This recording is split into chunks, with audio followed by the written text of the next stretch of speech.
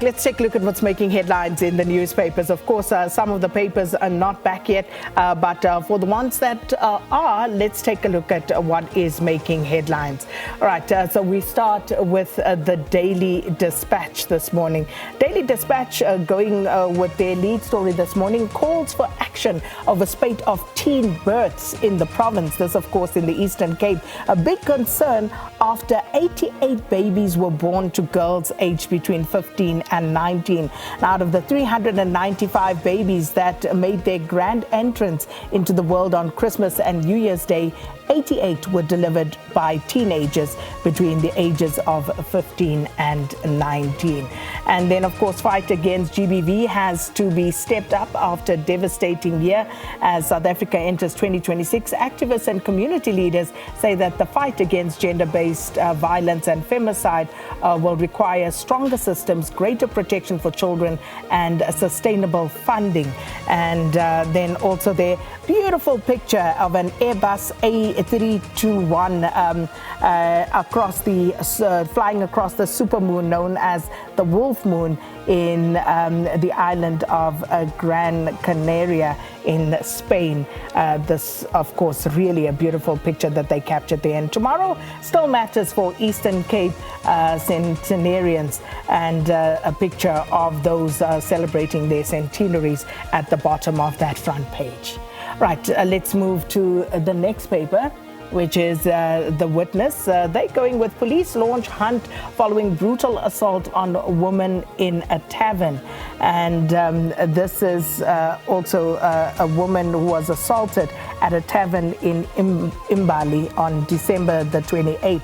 And what should have been a period of celebration turned into a horror for a woman who was brutally assaulted at a tavern in Pietermaritzburg.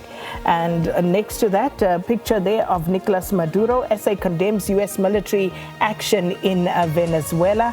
And we'll have more on that speaking to Sophie Mokoena in a short while. Parents squeezed as public schools hike fees to stay afloat. Public schools across Pietermaritzburg are hiking fees as limited government funding leaves them battling to cover rising operational costs. And also more than 1 million students to receive funding in 2026. And this, of course, is for the National Student Financial Aid Scheme. And also, holiday review meant as a joke goes viral. Saw that one, quite a funny story there. Right, moving to the Cape Argus this morning. Minstrels protest against venue uncertainty. Frustrations over legal battles grow. A long-running dispute between the Cape Town Minstrel Carnival Association and the city of Cape Town came into sharp focus on Saturday when members of the association joined a protest march in the city, citing uncertainty over venues and frustration at the city's decision to appeal a recent High Court ruling. And then, of course, that parade taking place today. And there's also road closures for the Tweede Nuwe Jaar, 16 troops taking place, and all of the road closures and the affected areas demarcated, also where you can park. Cousins attacked with a bottle at soccer match, and all 23 South Africans stuck in Venezuela have been confirmed safe. That's the Cape Argus this morning. All right, the Citizen, Bafana sent packing, that's on the back page. Also Trump, who's safe now? With Venezuelans worldwide rejoicing, we free at last as the US president ousts strongman Nicolas Maduro. World leaders are left with questions. Was the surprise move about oil? Who is next in the audacious Trump's crosshairs? And also, how safe is South Africa? We ask experts. Also, is now the time to buy a car? The new year is often the best time to get wheels as dealers clear their stock. Say those in the know.